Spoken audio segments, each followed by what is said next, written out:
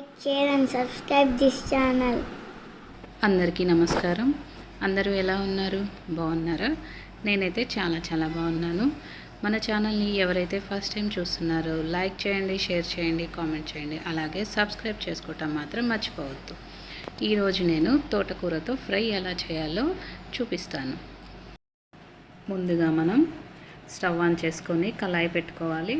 కళాయిలో నూనె 2-3 గంటలు వేసుకోవాలి. నూనె వేడయ్యాక తాలింపు గింజలు 3 స్పూన్స్ వేసుకోవాలి. అలాగే ఒక ఎండుమిర్చి ముక్కలుగా కట్ చేసి వేసుకోవాలి. ఇంకా వెల్లుల్లి రెబ్బలు 6-7 దంచి వేసుకోవాలి. అవి వేగాక ఒక 10 పచ్చిమిర్చి వేసానండి నేను, ఎందుకంటే అంత కారం లేవు కాబట్టి. అలాగే 2 రెమ్మల కరివేపాకు, ఇవన్నీ వేసాక కొంచెం తాలింపు ఫ్రై అవ్వాలి. పచ్చిమిర్చి కొంచెం వేగాలి. పచ్చిమిర్చి వేగాక ఒక స్పూన్ సాల్ట్, అలాగే 1/2 స్పూన్ పసుపు కొంచెం పచ్చివాసన పోయే వరకు వేపుకోవాలి.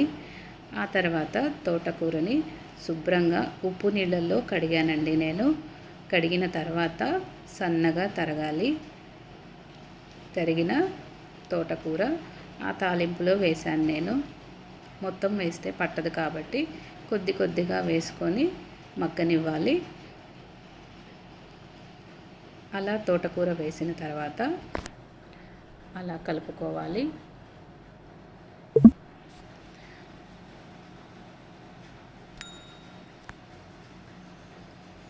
ఒక 5 నిమిషాల తర్వాత ఇలా అవుతుందండి కర్రీ కూడా. ఆ మిగిలిన తోటకూర కూడా తాలింపులో వేసుకోవాలి. మొత్తం వేస్తే ఒకేసారి పట్టదండి, అందుకని నేను ఇలా 2 టైమ్స్ వేసాను. ఇలా తోటకూరలో నీరు ఉంటుంది. ఆ నీరు మొత్తం పోయే వరకు మనం ఫ్రై చేసుకోవాలి. హై ఫ్లేమ్ పెట్టుకోవచ్చండి. ఒక 5 నిమిషాలు కర్రీ ఏమి మాడిపోదు. ఒక 10 మినిట్స్ తర్వాత ఇలా ఉంటుంది కర్రీ. నీరు ఉంది చూడండి, ఇంకా నీరు పోలేదు. నీరు పోయేంత వరకు మనం మగ్గ పెట్టుకోవాలి. కాసేపు అలా మూత పెట్టేసుకొని మగ్గనివ్వాలి. 5 నిమిషాల తర్వాత కూర మగ్గిందో లేదో చూద్దాము. చూడండి, కూర మగ్గిపోయింది. ఒకవేళ సాల్ట్ కానీ కారం కానీ ఏదైనా సరిపోకపోతే టేస్ట్కి తగ్గట్టు వేసుకోవచ్చండి.